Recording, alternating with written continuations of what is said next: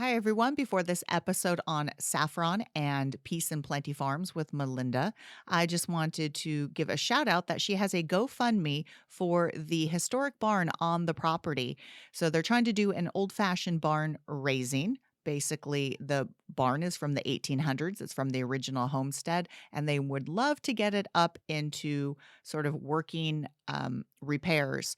It is historic, so go check out the GoFundMe. I'll have a link at the show notes, but it's GoFundMe DABA DABBA 524. So check that out and enjoy the episode. Look at that plant. I want you to know that everything was grown in my garden. Don't touch that plant! Is it poisonous? She'll become part of the plant. Hi, everyone, and welcome to Flower Power Garden Hour. I am your host, Marlene, and tonight we're going to talk about, I think it's the most expensive herb that you could possibly buy pound for pound, and that is saffron. And some of you may know it as Crocus sativus. It's already bloomed for us here in Davis. It doesn't last so long, and I'm going to be talking to someone who actually grows it as a crop, but she does much more than that on her farm. I'm talking to Melinda Price of Peace and Plenty Farms, and she's not too far away from me, just a few hours north of me. And thank you for joining me, Melinda. Hey, thanks so much for having me, Marlene. Yeah, so we were briefly talking. I was saying that I was hearing, you hear sort of in the distance these stories and about, oh, there's the saffron farm. Oh, you should really talk to this person. I'm like, yeah, that's interesting. Yeah, you could grow crocus, but wow, what an idea. And then when I had the Garden Fit hosts on, Jeff and Madeline, they were talking how they visited you. And I'm like, that's it. I need to have her on. And then I looked you up and I'm like, this is pretty amazing. But before we get into that, I always like to go into why people are doing what they're doing and how they got to where they're at now. And I didn't read too much of your story because I always like to be surprised and hear it along with my listeners as well, because, the human interest part of gardening and farming, to me is almost as exciting as the farming itself. So tell me a little bit about yourself, your background, if it was in farming, and what made you go on this crazy adventure. Yeah, so, I definitely don't have a farming background, and neither does Simon, and I'll get into the details about what his skill set was coming into this. But for me, I was coming out of tech, actually, straight into this farming situation, which was a big shift. But I had wanted to farm since 1990, and I have that specific year set in my mind because it truly was the moment when I decided that I wanted to live in nature. I wanted to somehow fulfill myself, make a living by living in nature. And I figured at the time farming was the best bet because I've always been really into food and preparing food. And I thought combining my culinary interests with farming would be great. I was modeling in Paris in 1990. Wow. And we started this. Yeah. Not many people get to say that. No. And I'm glad I did it. But it definitely left me wanting to farm, short story. And it took me till 2017 when Simon and I started to farm. So that was a good span of time. And in that decade or two that went by, I had a catering company in San Francisco. I worked in education. I worked in tech. And along the way, I gathered lots of skills and things, but always had in the back of my mind that I wanted to return to farming. And the availability of this beautiful adventure didn't really become possible until I met Simon in 2016, my partner.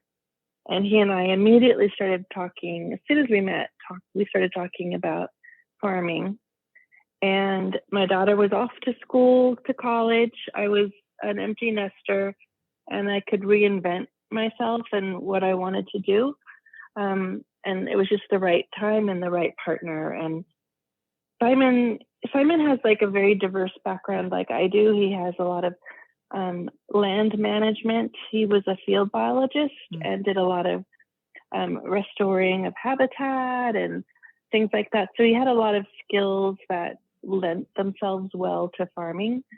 And so neither of us though really had actual too much hands-on experience. I had volunteered at various farms because I'd always been so drawn to it, but I didn't really ever have the time to fully focus on it until I was here, boots on the ground with my own farm. And we decided to do saffron way before we had the farm, because we thought at the time we really wanted to focus on the local food movement, maybe have a market garden, but we didn't think as newbie farmers we would have the skills to make beautiful carrots and perfect heads of lettuce and pay the mortgage through that. And the irony is that we are actually paying the mortgage through carrots and kale and salad. And the saffron, which we grow, brings us, amazing media attention, but it doesn't, it's not the bulk of our income. And I'm sorry, this is a very long-winded No, answer to your question, no, but no, no, no, no. No, I wanted you to just tell the story, and I have all these other questions in my head about it, but no, continue. Okay. Well, some people ask, how did we find saffron, right? Like, Mhm. how in the earth, of all the crops available, did we find saffron? And we really did tons of research, because thinking that we couldn't be market gardeners, we thought we had to find some kind of like high value, cash value niche product that no one was doing that would really kind of set us apart. Mhm. And we looked at mushrooms and hops and vanilla and wasabi and, oh my gosh, so many things. And it was just one of those things, like Simon was listening to NPR on the way home from work one day, and boom, there was a program on about the University of Vermont helping New England farmers introduce saffron. And there's a reason why that happened. There's actually like this long-standing tradition of New England farmers growing saffron. So it was just kind of enlarging this idea of it for New England farmers, because it was mostly Mennonite and Amish who had been doing it before. Oh, interesting. So yeah, really interesting. They've Hmm. been doing it for hundreds of years. So that was just the absolute aha moment for us, like a beautiful thing to grow, totally niche, totally high cash value, and no one else was doing it. Really, no one else. Like, hard to believe. Now we know why. Now we know why no one else was doing it. But at the time, we were like, oh my gosh, this is the perfect thing. And it's an amazing crop for California because it doesn't take a lot of water. You stop watering it when it goes dormant in May, and you don't start watering till September. So all those summer months when we have so little water, it doesn't need the water. So among many other things, that was one reason that it seemed perfect. Yeah, because it's actually native to the Mediterranean region, correct? Is it like Which is along? a dry region. Yeah, so Yeah. we are a Yeah. Mediterranean zone. So when you said like Vermont, I'm like, well, that's strange, but it does have a I very know. short life. I mean, it's a bulb. We'll just start with that. So a geophyte. So when it goes dormant, it still has the storage structure. But I would imagine in Vermont, it might actually freeze. And so do you have to replant Yes. yours every year, or do you just leave them in the ground, or do you just have a lot of loss due to gophers and rot? Or So we learned that gophers love saffron, and we took the step the second year after we'd lost 30% of our planting to put everything in hardware cloth cages. Yep. So that was a huge expense, Oh and my God. we did it all with shovel. No tractors here, so it was massive. Like, we have a half an acre planted. We have 1.5 miles of rows. Yeah, so that was big. But in terms of replanting, no, we don't replant. Okay. We keep them in the ground all year round. They multiply every year. So our 40,000, 50,000 that we planted the first couple of years are now probably close to 500,000. Wow. Because you just then Yeah. keep it So dry all summer long, and that prevents yes, them rotting out, and then they just start popping up. When exactly. did they start popping up for you? I'm guessing end of February? Actually, they're a fall blooming crocus. So they Oh. start producing flowers and leaves mid-October and then go crazy in November. Trying to think when ours at work, because we grow them at work, and I'm like, "Is it really all were they really in bloom in October and not" Yeah, I guess they were. Yeah, time just goes by. So, yeah, I mean, we have them and they bloom, and it's always like, "Oh, there they are," and the next day it's like, "Oh." Um, so They're gone. where Yeah, did they're very you ephemeral. Yeah, where did you, source all the bulbs from? I mean, do you just place an order and you're like, So "Hey, by the way, we want 40,000 of them." yeah, well, actually, we heard about the UVM's program. So then I immediately booked myself for the conference there, which was happening in February 2017. And I ordered there through a gentleman from the Netherlands who was supplying the farmers in New England. And we were his first California customers. Yeah, so they come from Holland, actually, that first batch.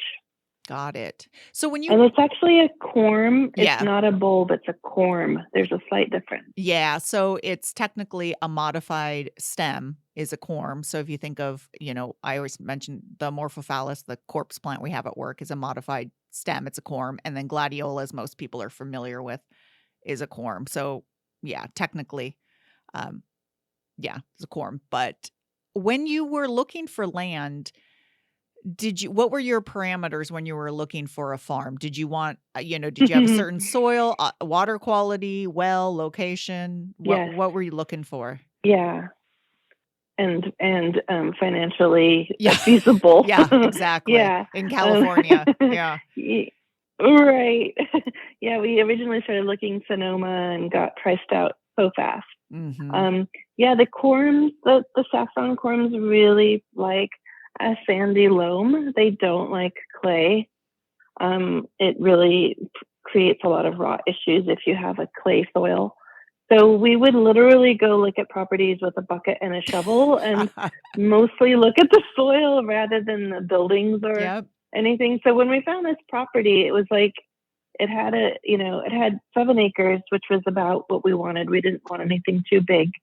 It had a house and some outbuildings. We saw it had like a roof and some doors on the building. But our most of our interest was the water. How good of a Mhm. supply of water was it? Was it a good water source, clean, and the soil? And then also we looked at nighttime and daytime temperatures because that really does affect the blooming of the saffron. Oh, okay. So those things were taken into consideration. But that being said, I must tell you that saffron is an incredibly adaptable plant. We have friends growing it in Tasmania. Mm. We have a friend up in Canada and Quebec growing it. It grows in obviously New England, France, Italy, Afghanistan, Iran, India, Kashmir. Like you can't imagine a more varied landscape, but it does okay in all of those places. Does it So I does it love that. I love that about the plant. do you know in Vermont and Quebec, does it overwinter in the ground, or does it It just does freeze and rot it and they does overwinter. Okay. They have to do mulching and Okay. things like that we Mhm. don't have to worry about here. And their harvest period is much shorter than ours. We get a good Ooh. 5 weeks in, and I think they get probably 3. Wow, okay. Because already it's pretty short harvest time, so shorter than what I Yeah, would expect here. Yeah, so it sounds like yeah, I would yeah, think that the bulbs would rot, but I guess maybe underground it's just deep enough that it's sort of protected, and if it's a dry, if it's not, yeah. If yeah, it's snowpack, if it's yeah, snowpack, it might insulate it. So yeah. so you get the farm. How soon after did you buy the farm did the saffron go in? So we ordered the corms in February of 2017, and they were arriving in August of that year. Wow. And we closed escrow on this place in June of 2017. So we had just 3 months to tame this land, which was, it had been left feral. I guess that's not a great word for it, fallow. Could be feral. So I it have was trust mates. covered, Those covered, weeds are covered. quite feral. It felt like a wild animal. Yeah, It really did. exactly. Uh-huh. It did. It was covered in star thistle as Oh, tall as our heads, oh. and we had to not only cut and rake away all that weed cover, but then create beds. And the soil had been sitting in the hot summer sun all summer, so it was compacted and dry and like concrete. So it was a really tough job to get those beds prepared. But we did. We got our saffron planted that September, October, and our first yield of saffron from that very first planting was like 25 grams. Very little, just a tiny little but bit. you expected Yeah. that, right? You knew that was going to be the case the first Yeah. year. Yeah. Yeah. So explain what saffron is, what part of the plant, why it's so expensive, and obviously its culinary uses, why it's just so Uses. special and expensive. Yeah. So it's crazy. It's been cultivated and grown for over 4,000 years. And even in Iran, where they're growing literal tons and tons of it, they still use the same practices that the ancient Minoans did, that we do, everybody does, which is you're hand picking the flowers, each blossom by blossom, and then taking those blossoms and opening them up and taking out the stigma, which is the upper section of the pistil.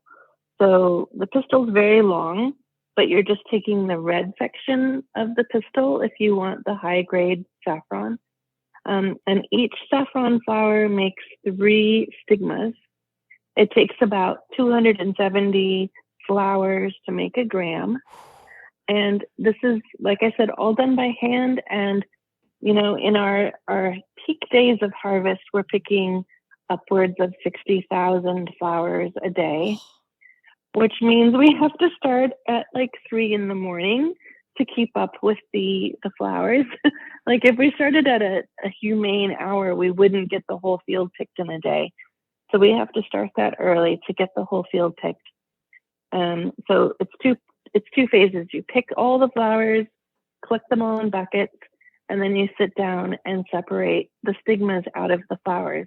And my fastest record, like when I'm perky and had a good espresso, is like 4 seconds per flower. Wow. It slows down as the day goes Yeah, on. I can imagine. Yeah.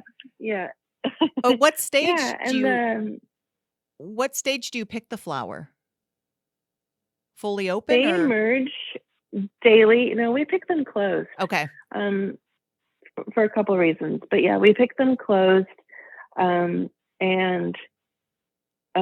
we dry them. We pick them, separate them, and dry them the same day, and then they need to sit and cure before they're used for culinary uses. The flavor really gets enhanced by kind of curing in a dark, dry place for a couple months. The fresh saffron doesn't really have a lot of flavor, actually. It's kind of like wine. It needs to sit and mature.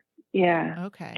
And then for culinary uses, people are probably very familiar with saffron and paella. Mm-hmm. But for folks who haven't really tasted the actual flavor of saffron, I love to suggest like a risotto Milanese, which is just saffron flavoring your risotto with maybe some white wine. So you can really, really just taste that lovely kind of amber, honey, earthy, tangy, sunshiny flavor that saffron is. Yeah, it's very unique. Now I'm really hungry. So going back to picking when they're closed, and I'm assuming that's so they don't get pollinated. And as soon as they're pollinated, obviously they've got pollen on them, and I'm sure it messes with their taste, and they start fading. That's not a problem. Okay. The pollen is not a problem. The pollen is they're asexual, so they don't need to be No? pollinated. Okay. They reproduce without that. The stamens are coated in pollen, and the bees love it because hmm in November there's not a lot of food sources for them, so they go crazy. Mm. They love the saffron, and we throw the spent flowers out all over the farm. There's purple shadows under trees, so the bees can come and collect all the pollen from the stamens. But the reason we pick them closed is, number one, we have this idea, and it's just our own idea. I don't know if it's backed by any scientific proof, but we have this idea that picking the them closed allows the stigmas to remain pure and intact without any UV rays Yeah. touching them and potentially leaching the power of them off. And then also it allows us to process them if we need to the next day. They store really, really well if they're tightly closed. Got If it. they're open, they just kind of turn to mush. Yeah. Yeah. So we have a specially built cold room that we keep them in as we process them, because 60,000 flowers takes a couple hours. Wow. So each Like year, 20 hours. each year your numbers have gone up and up. So Yes, yes. what's the weight that you got this past year, if you don't mind me asking? Our Like, total harvest last year was yeah. about 4 kilos. Okay. Of flowers Yeah, or of just of dried stigmas. Oh, Yeah, wow. the Okay. dried saffron threads. Yeah, Wow. And how many people did you have yeah. harvesting with you? We had about 12, and Okay. it's never enough. Yeah. Every year we need more. Okay. Yeah, And then, so you sell yeah. that, do you sell it? I know you make products with it. I know I took a perusal of your website and I think it's like honey and other stuff that you make. And I was like, ooh, that Teas. sounds good. That sounds good. Mhm. But do you sell a lot of it as just bulk? Not necessarily bulk, but we do sell it in jars, direct to consumer mostly, Okay. Yeah. in either half gram or gram sizes. We prefer to sell direct to consumers just because we have such a small amount. We want hmm to really monetize what we have. So they still hand harvest, like you were saying, where they do, like, I think you said in Iran, where they do large, they still hand harvest All versus, by hand. wow. Yeah. Wow. And then, Yeah, so, there's just no other way. It's just such a delicate little yeah. plant. Like, Yeah. there's no way you could send a harvester Yeah. down the row. And then, so after, how many flowers does each plant put on? About 20, depending on the size of the corm. Got it. Corms can range from the size of a tiny peanut up to about 10 centimeters or 15 centimeters in diameter. And the larger ones will create 20 to 25 flowers. And at what point are you going to have to thin the field though? Or do they just sort of like thin themselves? They die off when they get to a certain age and then those corms could expand, because I know, when you have all these corms multiplying, sometimes the plants get smaller and the corms get smaller and therefore the plants get smaller and you have smaller flowers and less. Right. Are you ever, Yeah, so go ahead. the corms create, are like, we call it the mother corm creates daughters every year. Mm-hmm. And each of the daughters are just itty bitty when they start, and then they get bigger and they feed off of the mother. And they keep feeding off of her until she becomes just this little wafer, dried out, non-existent little thing, which is such a metaphor. That's a metaphor, but yeah. So the mother disappears, and then the daughters become big and plump and juicy, and then they produce their own daughters. So yes, eventually we will need to thin them out. Got it. We're not Yeah. there yet. Yeah. Okay. They've still got room Okay. because we planted them really, really deep, and we gave them about 8 inches in space because we knew we wouldn't want to have to dig them all out anytime soon. But in the coming years, that's definitely something that will need to happen. Okay. Yeah. I was just wondering because I'm just thinking, if anyone's grown any type of bulb, the first thing you do when you start getting diminished flower returns or smaller flowers, like, with your irises, and you dig up and you have this huge clump of rhizomes and Mm, you divide them. mm-hmm. But I was wondering how fast. And just to go through, I imagine, once they're done flowering, just like with any sort of geophyte, you just let the foliage die down. I'm imagining because you're in soil, you probably I'm assuming you don't fertilize, and if you do, it's probably like a compost or a top dressing. We do both a foliar spray amendment Okay, and compost. got it. Okay. Yeah, and the leaf growth happens all through November through February or March. Mhm. They get quite long. They can be like up to 2 feet long, the long leaves. And then they do start dying back. So now here we are, mid-May. They're completely dormant by now. They're just all withered and brown. Yeah, Yeah. so the fields just and then you'll top dress with compost now, or do you top dress when they're closer to their starting regrow point? Typically, we do it in the fall, Got right it. before they Yeah. start. Yeah, because then Okay. we start watering in September. Yeah. Got it. So you were saying that, I mean, I agree. If I was gonna start a farm, I would wanna do something that no one else is doing because you think, "Okay, how do I set myself apart?" What Exactly. isn't being done? What can I get into a farm? Because, I mean, the farm getting into farmers markets, if they're like, "No, we have enough cut flowers. No, we have enough tomatoes." Hmm. And something also that you find interesting, and I would think that would be, a great one. And like you said, it's given you the media, but in turn, it's actually the carrots and the lettuce and the kale that you didn't think you were going to be able to grow to perfect. That's what's paying the bills. So with the saffron, is that just because it's just so time consuming? You just need so much of it? Or where do you think one day, do you think it will be like, the high value crop, or are you just fine with like, you know what? It is so time consuming. Let's move on to this other stuff. Will you continue to grow it, I I guess? think, yeah, I think we will always grow it. We may grow less in the future. Okay. And I think the reason we aren't just relying on this to pay the mortgage is there's so much education required in selling saffron. So Mm, many people don't know what it tastes like, how to use it. It's just not something you grab on a daily basis. It's a special occasion spice. So that's mostly the reason, and that's why I love at our farm stand I sell saffron lemonade, saffron shortbread. So local folks here are really getting into this flavor, and they're really becoming knowledgeable about it, which I love. So but that's just our local folks here. okay. 'Cause Yeah, if we could if mhm. we could sell our full 4 kilos direct to consumers, we would do fine. Hmm. But that's a difficult task. Yeah, I guess you had me at paella. I mean, it's one of my favorite foods. So, maybe more people need to eat paella, but also just saffron rice, if anyone's had any saffron rice. Um, but yeah, it is, I And guess. yeah, because I grow it. I'm sorry, I didn't interrupt. Because I grow it, and have a plentiful amount of it. I experiment constantly with it. So I'm putting it in my oatmeal in the morning. I put it in chicken soup and mashed potatoes Mm, and bread and you name it, it goes in there. yeah. I could see it going with a whole bunch of different things. It's not, some people are like, "Oh, cilantro, forget it. You either love it or hate it."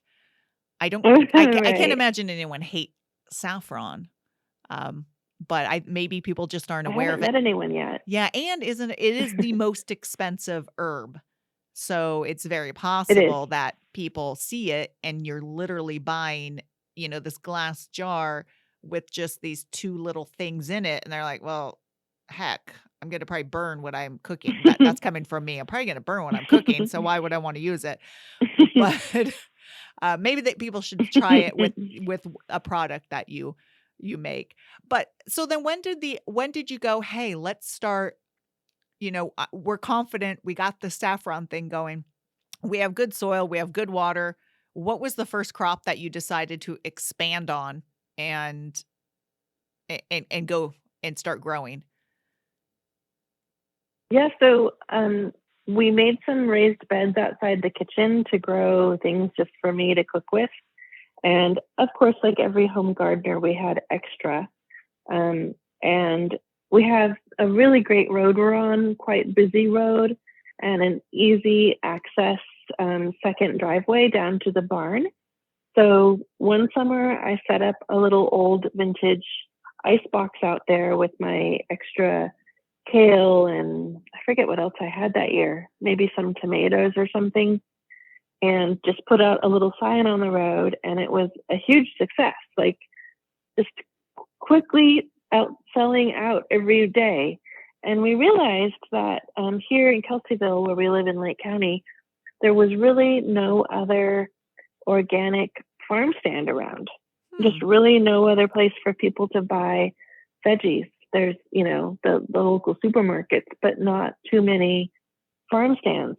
They have a farmer's market here, but not very much else. And so we were like, this is great. We should definitely go back to our original idea of, being in the local food movement and raise this up a bit. So we built out a market garden in 2020, got some from the NRCS to get a hoop house, and started in earnest growing a larger scale and built a larger farm stand. And it's been a huge success, just really great, and such a great connection with the community. They love what we're doing. We love that they come and support us. It's been really amazing. We fell into another niche without even knowing it. So you literally sell right at the farm? Right at the farm, yeah. And we don't go to any farmers markets or anything. We don't really need to because we sell out of what we grow here, just here at the farm stand. That's great. Yeah, I mean, you couldn't ask really for better. You just get to literally work from home and sell everything from home.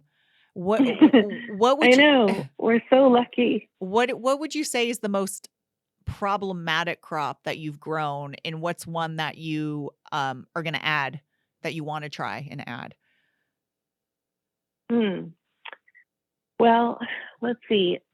There are some veggies that we were unsuccessful at originally, like carrots were hard for us.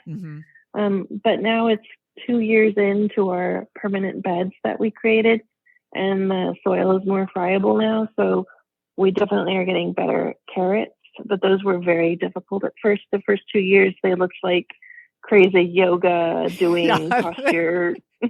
Hey, there's a whole Instagram posts about that where you have it looks like cross legs how and funny. one's mating. Yeah. And I'm always hoping to get, trust me, I get some pretty bad looking carrots because I actually don't like carrots. So when I grow them, I'm like, I don't feel like picking them. And so when I do, they're usually like a lot of times overripe, but I'm always wanting a funny carrot. I'm not saying they're perfect, but they're never like as funny as I see. Yeah.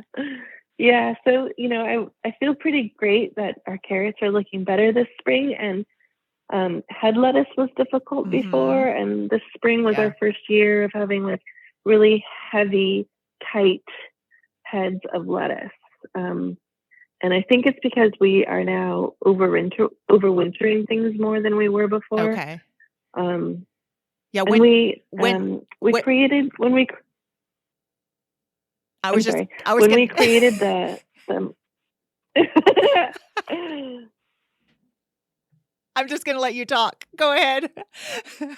Okay. When we created the market garden in 2020, we decided to do no-till. So we used the lasagna method, which is, I'm sure you're familiar, putting a thick layer of cardboard down and then 6 to 8 inches of compost on top of that. And that became our 1/4 acre market garden. And we haven't had to weed. We've spent maybe literally 4 hours weeding in the last 2 years because of that method. It's been really successful. We did notice planting straight into compost wasn't great for some vegetables. Our cucumbers hated it, and we had a lot of diseases the first Mhm. year. But now the cardboard's broken down, the soil's maturing, and things are really doing much better this year.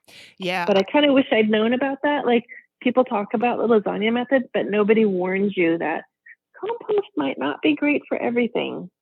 Yeah, so when I tell people to do it, I always recommend planting in the native soil and then putting the cardboard all Yeah. around because, yeah, planting in one big thing about planting in compost is the soil retention.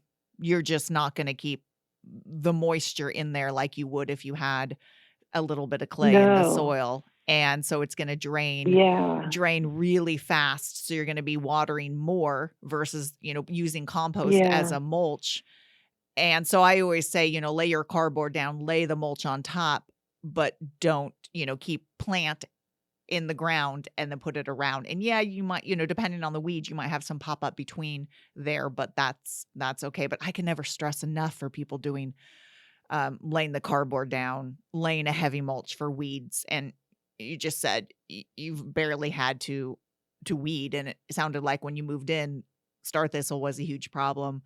Um, so Oh my yeah. gosh, you name it. You name the noxious weed. Like, they're all very pretty in the spring, and then they all get these Oh, terrible burrs and yep. thistles. And Yeah. Yeah. yeah, Do you have bindweed up there? I'm sure you do. we sure do. Yep. Yeah. Yep. That's the one I was thinking about. If you don't plant directly, in the cardboard, that it'll creep up between your plants.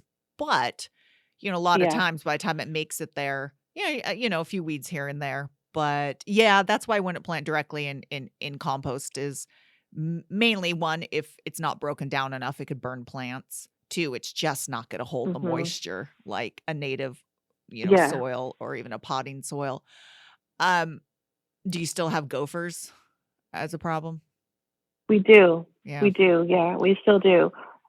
We just discovered that a couple of our beautiful tomato plants were pulled down into a hole this morning. Yeah. Simon has become a very adept trapper, Okay. and he spends a good couple hours on it a day. And how many references Yeah, to Bill Murray in Caddyshack do you make a day while he's out there grumbling about so gophers? many, So many. I know that's my so husband to many. me. Gosh, I know I'm waiting like, I had all these beautiful raised beds planted with the hardwire cloth underneath.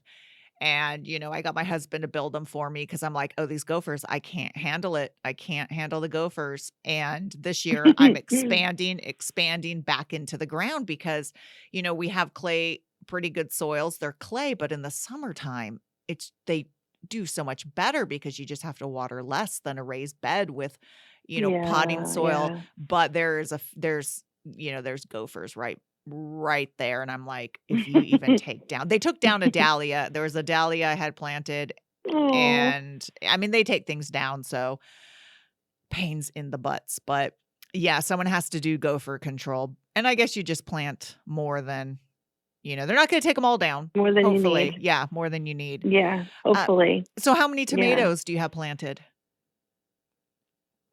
Oh my gosh, hundreds, hundreds and hundreds. We've got 4 varieties of cherry. Got a cocktail size this year, which is new. Heirlooms and slicers and plum tomatoes. So hundreds and hundreds. And Yeah. what method do you use to control them? Do you do, like, the Florida weave where you weave them in and out? On our ones outside, we like to leave them a bit leafy and bushy so Okay. that they don't get the Yeah. sunburn. Mhm. So we kind of let them go. Yeah. But the ones inside the hoop house, we have the clipper system, the QLPR, and we do, hard pruning on those guys. We love watching Connor Crickmore from Never Sink Farm, and we've taken his courses online and learned his methods. Got it. Okay. Yeah, I'm not a pruner of tomatoes at all. I just let It's a them go. lot. Yeah, Yeah, yeah. I mean, I was yeah, talking to, I guess studies have shown if you have, just a home garden, pruning them, you're your amount's gonna be more if you don't go and prune, but if you're trying to have more varieties and get more into a space and harvest Small them space. easy, Yeah. you're gonna have to do some control of them to keep them to where they're Yeah. manageable size. So I fail at the Yeah. whole, like, controlling my tomatoes, so I'm back to my 6-foot-tall cages where I don't even prune them at all. I'm back to the lazy way of just I've tried. I'm like, maybe I'll try this, maybe I'll try that. No, no. So what I think other it's good for outside tomatoes to have just let them go, you Yeah, know. that's the way they wanna grow. It's Yeah, and like you were mentioning, the sun. Do you guys, shade your peppers at all? Do you put them in a, like, shade we cloth? do. You do? Okay. We do. Yeah, we do. This last year was the first time we did it, and it worked really great. What percentage shade cloth do you use? Do you know? That's a good question. I'm thinking it was like 40%, Oh, but I wow. forget. Okay. Alright. Yeah, because it's just the sunburn is so they love sun, they love heat, but that sunburn on the peppers It's is j heartbreaking. it's Yeah. it's awful, and then, of course, that just, opens up you could eat, obviously, a sunburned pepper, but then it splits them open sometimes, and that leads to rot, and it could happen really fast. Yeah. So, um, last People year don't want to buy an ugly pepper. They want a Exactly. beautiful pepper. Exactly. So, do all the peppers go I imagine they all go under a little bit of shade, and how many varieties of peppers are you growing this year? Do you We're remember? doing 60-foot row of a variety of sweet, and then the same 60-foot of spicy. Our first year growing Jimmy Nardello Ah, sweet. yeah. Um, yeah, That everyone keeps telling us to do I it, so we're doing know. That's so funny it. that that's all of a sudden like, it was Shishito a couple years ago, and now it's just like Yeah. a few years ago is Jimmy Nardello's, and it's like, "Okay. Alright, I guess." Yeah. So besides the market farm, you make do you make all the, like, the products yourself? The honey? Do you have bees as well? I do. We don't have bees. I Okay. source the honey from a Yeah. local beekeeper he knows Yeah. what he's doing. Yeah, I'm a Yeah, failed and we beekeeper, so it's yeah, good for you. yeah, it's too much. Yeah. Too much Mhm. already. Yeah, and we have a little commercial kitchen here on the farm, so I do make a lot of the products here. I make everything that we sell, I make myself. Um, and we also have like a really beautiful lavender field, over 700 plants of Nice. lavender, which Okay. I incorporate into products. We have some beautiful old heritage walnut trees that Nice. Okay. sometimes produce depending on the rain. Uh-huh. And then we do farms. We have farm stays. We have a couple farm stay places, a cottage and a vintage Airstream. And then we also do farm dinners. The first one's June 17th this year. And our chef we work with is formerly of Chez Panisse, and he comes out and makes a Ooh. lot of saffron dishes Ooh, and nice. dishes based with, the veggies we have available. So yeah, we've got a lot of different ways of money coming into the farm, which I always recommend to other newbie farmers. Mhm. So in case something were to fail, we've got a fallback of something else. Yeah, and it sounds like, oh, you're growing this, and then all of a sudden these ideas just come, and like you said, you have a background sort of in cooking and culinary, so it just makes sense that you would then want to have your farm to fork dinners and your Yeah, and your food products. So that's something that probably came very easy to you, like, um, yeah. and I imagine you And do it weddings? makes so much sense. Yes, we do. We do weddings.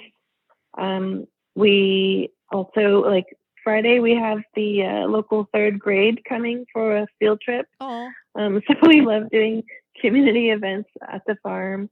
We actually have this beautiful old historic 1870s milking barn on the property that needs repair and mm, rebuilding, but we hope to make it into a structure that could be used for, barn dances mhm. and things like that. So Anything, yeah, educational always workshops. plans. Yeah, no, Exactly. that sounds just Quilt shows. yeah, Yeah. and it's and I mean, you knew when back in 1990, I mean, you waited a really long time. It wasn't like you just all of a sudden was like, "Oh, it's the pandemic. I want to become a farmer." Or, "Oh, I'm having a No. bad day at work." I mean, 1990 to 2017, it's a very long time to be patient and wait. Um, Tell me about it. Tell yeah, me. I think Yeah. I would have gone crazy, like, "Oh my gosh, I want to do this." But, when people see, and I hear it all the time when people, even where I work, I remember I was an assistant gardener at the Winchester Mystery House when I was 17 or 18 years old. I'd wake up at 6 in the morning. Hmm. I had like 11 lawns to mow.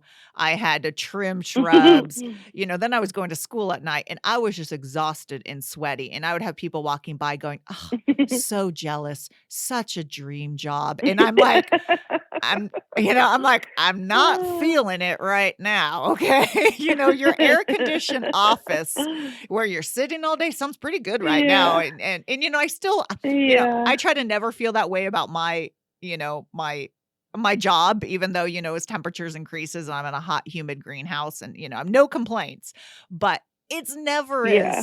as, just like anything. There's a lot of, my husband owned a bike shop for years and years. And I was like, "Oh, it's great. You own your own business." He's like, "Yeah, I work, I think the saying is, "Oh yeah, I work, 23 hours a day, but I get to choose those 23 hours a day." Yeah, exactly. So it's not all rosy, I imagine. I mean, No, or you it could, isn't. or yes, But but it probably, yeah, but it I probably mean, beats like the tech world in San Francisco. truly, truly. I mean, I do miss the lunches, right? Like I miss going out on the company credit card and getting just most lovely, delicious gourmet lunch. I miss that. Okay. But I spent my hours in front of a computer Yeah. and in meetings, and both Simon and I had never. I mean, I had my catering company Oh in the gosh, early yeah. 90s, but most of our lives were spent working for someone else, Mhm. and it's so gratifying, so gratifying. Like, yes, we're working 12 hours a day, but like you said, we get to choose which 12. You know, Yeah. maybe we don't start till 8:30 tomorrow. Yeah. You know. Yeah. Yeah. Well, I think you went into it. It sounded like your husband had skill sets that were vital. I mean, anyone who does restoration ecology knows soil, knows water, knows the cycle of plants, even if Exactly. it's not farming. That's Yeah. still, I mean, that obviously, you guys obviously have great work ethic. You've had time to think about it and you did research. And then you were able to pivot pretty quick when you're like, "Hey, let's try this." So I think Yeah. this is a lesson to anyone who's just like, "Hey, they make it look easy. I'm just gonna go out and do this." It's Mhm. it took a long time coming, but, to people, they're like, "Oh, Yeah. 2017, that wasn't long ago at all." So it just seems like you hit the ground Mhm. running with everything that you planned and had it all set up. Um, so We did. We put everything in us into the farm. Like really, we feel like almost a little burnout this year. Like yeah. the last 5 years was pretty intense. And I think this year our motto is to start enjoying a little bit more. Like we have this lovely porch. We're going to sit on the porch a little bit more starting now. Yeah. I mean, I always say Yeah. morning time before I head into work is the time to look at the positives in my garden because I would have no time Mm. to do anything about it. So in the morning time, it's like, wow, Mm. look at everything's blooming. Everything looks great. And I would not focus on any negatives. But then, I'd come home or closer to the weekend. It's, oh, this is what needs to be done. So I sort of use that Yeah. time. Because I mean, even at work, I have to ask people who come in, they're like, "Oh, it looks great in here." I'm like, "Really? Okay, good." Because I'm literally looking at something I need to prune and something. And that's what a The lot of weeds. gardeners, Mhm. exactly, what other people don't see. But Mhm. I guess that's Totally. just the nature of it is It's so, the nature of it. yeah. So you farm dinner, are spaces still available? Tickets just went live yesterday, Oh, so okay. they are definitely available Okay. through our website, which is peaceplentyfarm.com. Okay. And which are all your Um, social media yeah, stuff? We're on Instagram, Peace and Plenty Farmer. Facebook is Peace and Plenty Farm. Yeah, if you forget all that, just Google Saffron, California, and we'll probably come up. Yeah, because you guys were in the New York Times, did an article on you. Is that correct? Wall Street Journal. Wall Wall Street Journal was the most recent. Okay. Yeah. And And then Martha Stewart did a gorgeous, gorgeous spread on us in 2020. nice. Um, You were we've on got Sunset Magazine coming out this fall, which is going to be really pretty, I think. nice. And you were on Garden Um, Fit, right? Garden Fit. Yes. Yeah. Yeah. Yes. That was really fun. Did your episode air already?